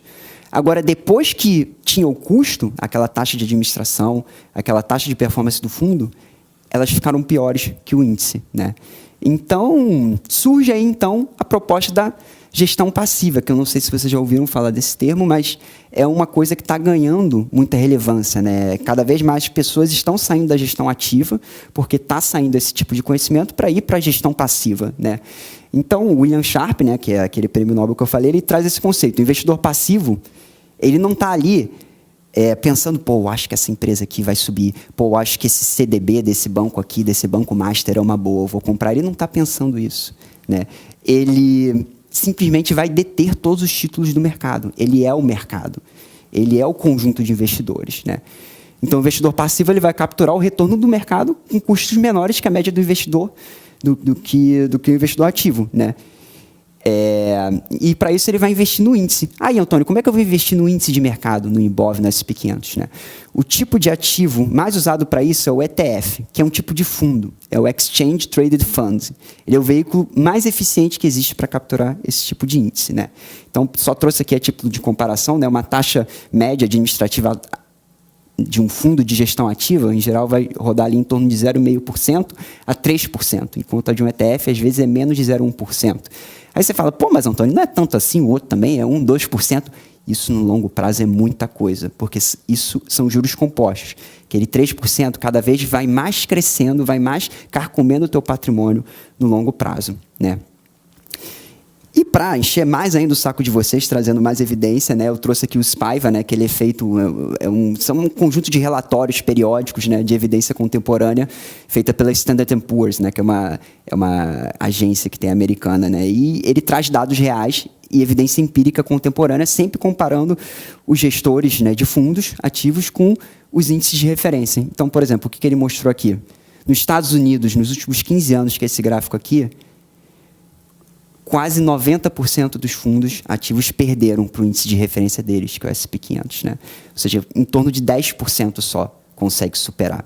E esses 10% às vezes fica superando durante 10, 15 anos, mas depois deixa de superar. Né? Isso é uma coisa que aquele estudo Luck versus Skill falou nisso. Né? Por isso que ele fala de sorte versus habilidade. Muitas vezes, o cara... É difícil dizer se esse cara que está conseguindo ir melhor que o mercado, ele só está tendo sorte ou se realmente é habilidade. Né? Aí no Brasil é diferente? Não, não é diferente. Né? 80% também perde para o índice de referência. Ou seja, o cara que vai lá e bota um dinheiro em uma coisa tipo o Ibov, na maior parte das vezes ele vai estar ganhando daquele cara que se acha muito inteligente comprando ações individuais ou fazendo um portfólio próprio ou botando dinheiro em um fundo de gestão ativa. Né? Tudo bem, existem ressalvas, tá? Eu não quero dizer aqui, eu não quero que ninguém entenda isso aqui como eu falando, ó, vende tudo que vocês têm, vende esses, né, tudo, vocês vão comprar tudo índice. Não é por aí. Claro que existem exceções, né? Vocês conhecem Warren Buffett? Né? Para quem não conhece, Warren Buffett é o investidor talvez mais relevante do mundo. Por que ele é tão ovacionado? Né? Primeiro porque esse cara, de tempo de mercado, ele tem o que o Mário Novaes tem de idade, né? Então, assim, são 75 anos dele só operando no mercado. Né? O fundo dele, né, começou ali na década de 60. E em todo esse período, ele conseguiu... Aqui, o roxinho é a rentabilidade do fundo dele, que é a Berkshire Hathaway, que é a empresa dele. Em todo esse período, né, nessas múltiplas décadas, aqui, você vê que a rentabilidade da empresa dele supera a rentabilidade do índice de mercado. Enquanto quase todo mundo ali perde...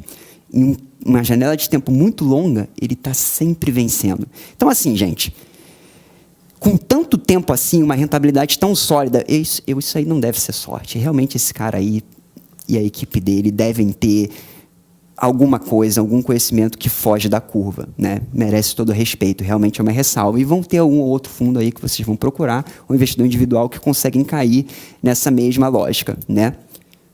E também vou dar outras ressalvas, né? Então, às vezes, existem mercados muito específicos, né, que pode fazer sentido você fazer uma gestão ativa. Então, o Mário até trouxe um exemplo interessante, que é do Venture Capital, né? Venture Capital é essa galera que investe em startups, né, com aquela possibilidade daquela startup explodir e depois o Venture Capital vai vender isso, né? esses caras não estão investindo em índice, eles estão investindo em pequenas empresas de crescimento, e algumas empresas de venture capital se tornam muito relevantes, né?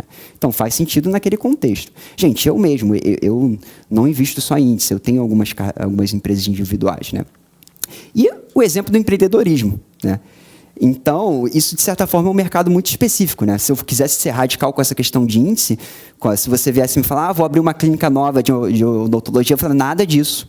Não vai fazer, você vai ficar dando plantão, vai pegar teu dinheiro e vai comprar índice. Também não é assim, né? Por que não tentar o empreendedorismo, já que é tua área, que você tem um conhecimento diferenciado e você quer ali realmente tomar aquele risco de ter um retorno maior, né? Pode fazer sentido isso, né? Só que no contexto global da literatura, né, a maior parte das pessoas que abrem uma empresa perdem, né? O empreendedor, como indivíduo, ele é fraco. A maior parte das empresas quebra. A maior parte das startups quebra, né? Então, por isso que é interessante você equilibrar. Ao mesmo tempo que você tem o teu negócio, ou uma carteira muito focada de alguns ativos, você equilibra, pelo outro lado, acompanhando o mercado. Porque só de você acompanhar o mercado, aritmeticamente e empiricamente, você supera a maioria, né? Também aí eu já trago outro ponto. As próprias ressalvas, né, as próprias exceções têm suas exceções também. Então, a Berkshire Hathaway, lá do Warren Buffett, realmente, no longo prazo, ela entregou muito retorno. Mas, quando você analisa alguns dados um pouco mais recentes, por exemplo, no último ano, ou até nos últimos 10 anos, a empresa dele não andou dando tanto retorno, não. Então, isso aqui em laranja, né, nesse gráfico do último ano, né, mas se você analisa nos últimos 10 anos, é parecido. Aqui em laranja é a Berkshire Hathaway, que é o fundo do Warren Buffett. E esse INX representa o S&P 500, que é o principal índice que tem lá nos Estados Unidos. Você vê que, nesses últimos tempos, na verdade, o índice andou ganhando da empresa, da Berkshire Hathaway. Ela andou, nesses últimos anos, tendo dificuldade em entregar mais do que o índice, né? E assim, por isso que eu estou trazendo isso. Beleza, a gente tem aqui um exemplo de cara que superou o mercado, mas vocês colocariam todo o dinheiro, então, nisso, né? Não é garantia que ele vai continuar superando. Ele, inclusive, vai deixar a empresa agora, vai entrar outra pessoa, né? Será que a gestão vai continuar sendo boa? Então, pode ser interessante você equilibrar um pouco as coisas, né? Então, isso aqui é só um exemplo, né? Para não ficar muito teórico o nosso papo, né? Como é que eu sou uma pessoa moderada, né? Ou seja, aquela pessoa que consegue equilibrar tipos diferentes de investimentos na carteira. Pode ter um pouco de renda fixa, que é mais previsível e segura, e um pouco de renda variável, que tem mais risco, mas pode entregar mais, né? Você poderia ter uma carteira balanceada com, por exemplo, 40%, né, do CDI ou Selic. Isso aqui é só título demonstrativo, tá? Não é uma recomendação. Você poderia ter 40% em CDI Selic, né, ou seja, Tesouro Selic, aquele CDB 100% do CDI que você pode comprar do Banco Itaú. Só não coloca na poupança, por favor, que isso não faz mais sentido hoje em dia. Para ter aí uma exposição à renda fixa pós-fixada, né, que é muito seguro, está sempre rendendo aquela coisinha ali, né? E eu quero investir em títulos atrelados à inflação, aqueles títulos, não sei se vocês já ouviram falar, os IPCA+, que rende IPCA, que é inflação, mais uma taxa prefixada. Só que às vezes é mais difícil investir nesses títulos, porque eles sofrem marcação a mercado. Isso é um tema complexo, não vou poder abordar hoje, mas... Então, às vezes, em vez de você selecionar título por título, você pode comprar um ETF no Brasil, que é o IMAB11, que investe em todos os títulos ao mesmo tempo, né? E vai te dar a rentabilidade média deles, né? No Brasil, pela Bolsa Brasileira, os ETFs eles geralmente terminam com 11 no final, né? Vai ser uma sigla 11 no final, né?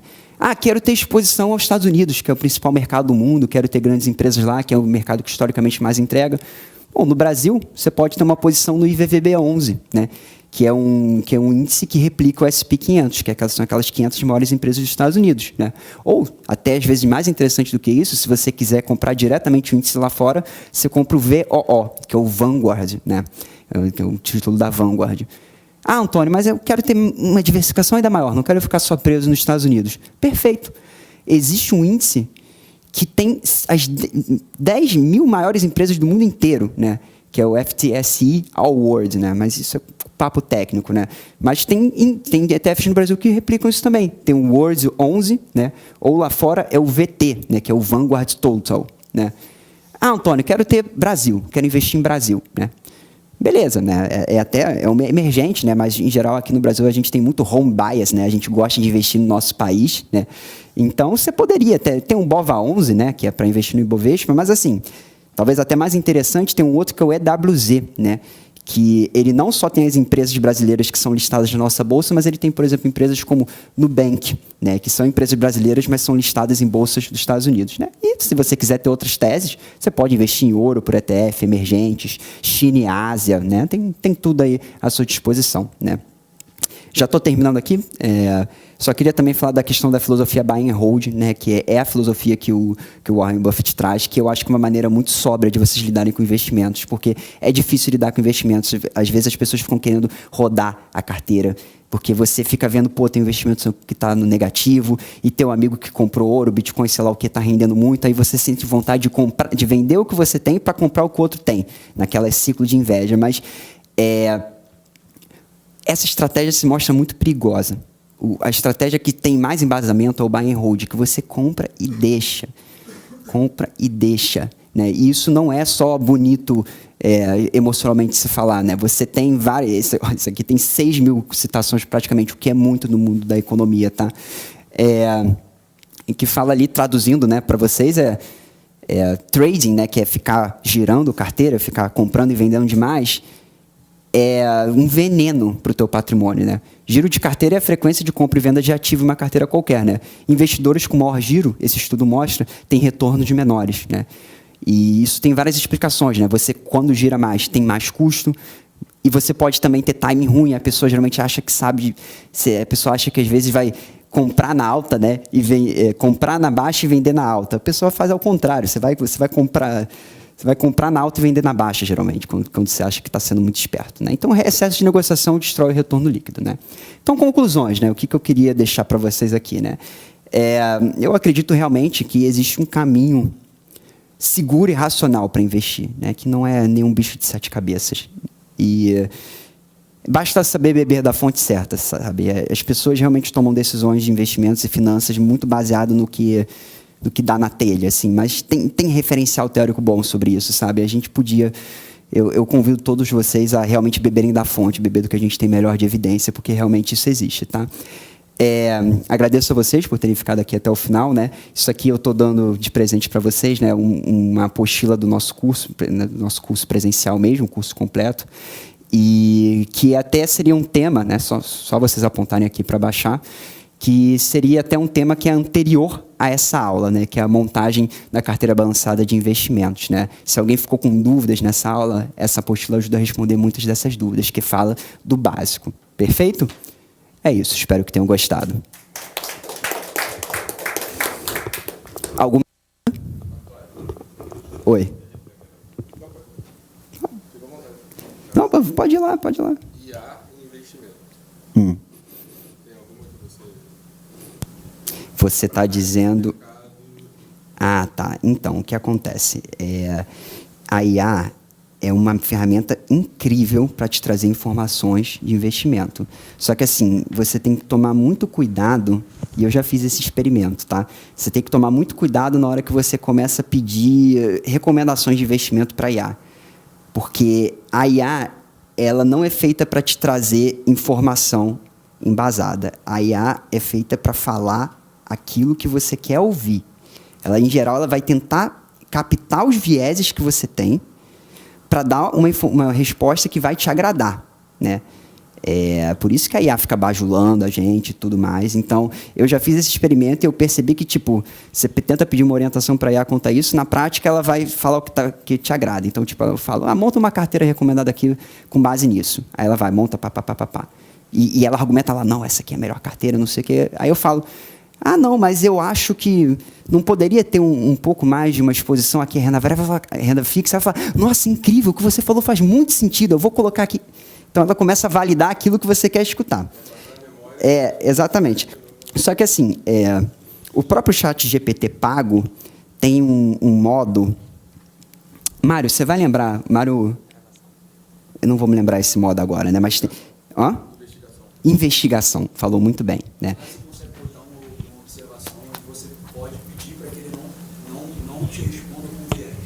Existe essa possibilidade também. Então, no final, colocar assim imparcial. Mas isso aí na prática, você está botando no prompt, né? Mas assim, na minha experiência, né, às vezes você mesmo colocando isso lá, ele vai ter aqueles viéses internos, né? Mas é uma forma de você tentar amenizar.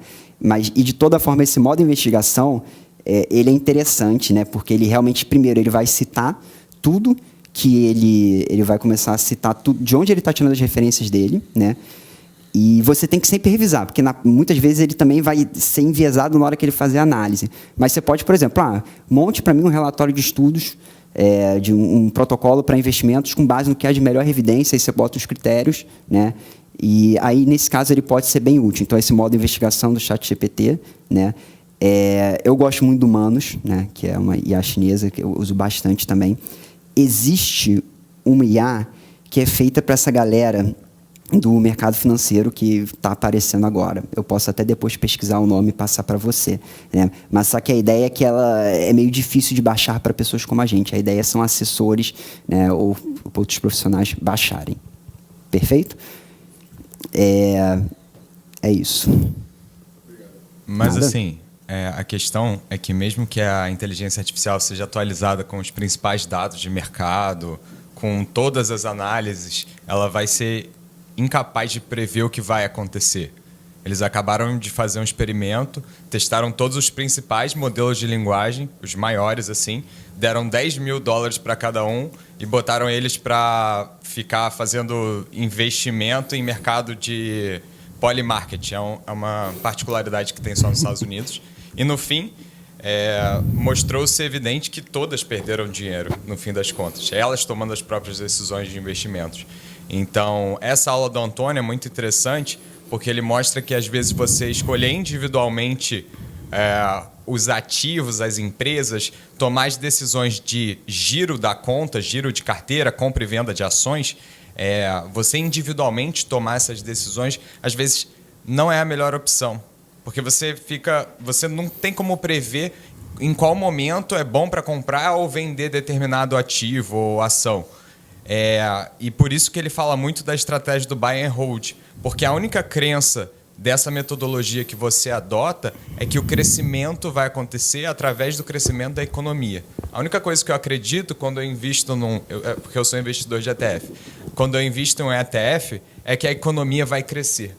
E como eu invisto no ETF que representa a economia do mundo, eu acredito que a economia mundial vai crescer nos próximos anos. Então é nisso que eu estou investindo, é nisso que eu estou comprando. Então não importa, absolutamente eu não vou trocar essa filosofia por nenhuma inteligência artificial, modelo de linguagem que vai me indicar algum investimento. Entendeu? E quando você faz esse investimento nas ETFs brasileiros que representam empresas estrangeiras, por que não utilizar uma corretora tipo a Avenue e investir diretamente nas empresas? Aí é com o Toninho, mas eu invisto no exterior. Não, eu inclusive, né, eu prefiro investir diretamente no exterior, né? A Avenue é excelente, tá? Inclusive eles estão fazendo uma questão, isso já é mais avançado que eu vou falar agora, que eles estão começando a disponibilizar uns ETFs que tem uma regulação europeia, irlandesa, que tem uma taxação mais interessante, digamos assim. Mas isso é um termo muito específico, né? Eu só não gosto muito da Avenue, a taxa de câmbio deles. Eu acho que eles metem um pouco a mão ali na taxa de câmbio. Atualmente eu converto moedas de outras formas. E invisto usando a Interactive Brokers, que é uma corretora internacional. Eu prefiro sempre ter o ativo internacional, até mesmo pensando em redução do risco Brasil. Então, por exemplo, é legal tu ter o IVVB11 ali e ter uma exposição ao exterior, né, com a facilidade de estar numa corretora brasileira. Mas, por exemplo, eu sou um cara... eu estou preferindo falar... para captar, né? Perdão, gente. Eu sou um cara bem cético, assim, que eu acho que a gente realmente tem que diversificar total, assim. E, assim, o Brasil é um lugar que, na década de 90, você tem história de... Chegou um maluco lá na presidência, Chegou um maluco lá na presidência que simplesmente confiscou a poupança de todo mundo. Olha que loucura. Isso, mano, o governo Collor confiscou a poupança de todo mundo. Então, assim, imagina, se o Brasil vive uma crise, né, sistêmica, o que não é impossível, né? É difícil, mas não é impossível, e você está investindo em um ETF pelo Brasil, né, o ETF replica ações no exterior, mas é pelo Brasil, você pode ter problema de liquidez. Entendeu? Você pode ter um problema de resgatar aquele dinheiro. Você não excluiu o risco Brasil ainda. Então, eu prefiro investir no ativo diretamente lá fora, né? Eu prefiro... E no Brasil, você vai mais para ETF, vai nas empresas que pagam dividendo, Então... Vale, CEMIG, Isso aí não tem certo ou errado, tá? O que acontece aí, por isso até que eu falei, né? Eu fiquei falando muita coisa boa de índice aqui, mas eu mesmo não realizo, minha carteira de investimento não são só índices, né? Isso vem muito da minha cultura familiar, né? Eu aprendi a investir na minha família, porque as pessoas já investem há muito tempo. E lá em casa, meu pai, minha prima, meu avô, que eu nunca conheci, mas eu sei que eles faziam isso, eles faziam stock picking, escolhiam empresas específicas, né? Então, por exemplo, eles tinham uma posição muito grande em Petrobras, né? Então, como eu aprendi a investir dessa forma, no Brasil, eu tenho principalmente uma carteira de empresas, né? E são empresas realmente específicas que, em geral, você vai ver, vão ser empresas ali que são bonitinhas, né? São empresas sólidas, em geral. Você vai ter, por exemplo, a WEG, você vai ter... Tipo, eu carrego algumas empresas do setor elétrico. Então, no que eu invisto aqui, ainda mais que também quando você olha para o Ibov, tem muita coisa lá que não é muito legal, tipo Casas Bahia, né? Então, assim, não é um índice tão bonito quando você compara com a composição do SP 500, né? Então, aqui no Brasil, eu não tenho BOVA11 nem EWZ. Só que, assim, isso eu falo mais como uma coisa pessoal minha do que baseada em evidência. Que se você for olhar a evidência, mesmo o IBOV ou o EWZ tendo umas empresas de meio merda, a maior parte dos investidores individuais e dos fundos ativos perdem para ele mesmo assim, né? Mas, no Brasil, eu escolho ativos específicos, né? Escolho ativos específicos. E renda fixa, é interessante o IMBAB 11. Agora, pô, você comprar um ETF de renda fixa pós-fixada, eu não acho que é necessário. Pô, o CDI, de certa forma, já é um índice de mercado, representa a rentabilidade média tanto o CDI quanto a Selic, representa a rentabilidade média dos títulos de renda fixa pós-fixado, já está de bom tamanho, né? Não precisa inventar muito quanto a isso. Beleza? Vale a pena também que o Brasil ele tem um sistema. O Brasil tem um sistema financeiro que eu considero muito evoluído, né? Hoje a gente consegue abrir conta numa corretora internacional só no celular em pouco tempo e já consegue ter acesso a fundos e ETFs muito bons disponíveis para nós. Então, ter esse olhar internacional é bacana também. Nossas plataformas são muito boas, plataformas financeiras. Não é à toa que o Nubank explodiu o mundo afora, tá? Às vezes é muito mais fácil você usar a XP ou outras plataformas do que você baixar uma corretora internacional mesmo, a raiz, tipo a Interactive Brokers, e investir. Dá até medo usar Interactive Brokers. Dá medo, você não entende nada. Muito complexo. A gente é bom nisso. O Brasil é referência nisso.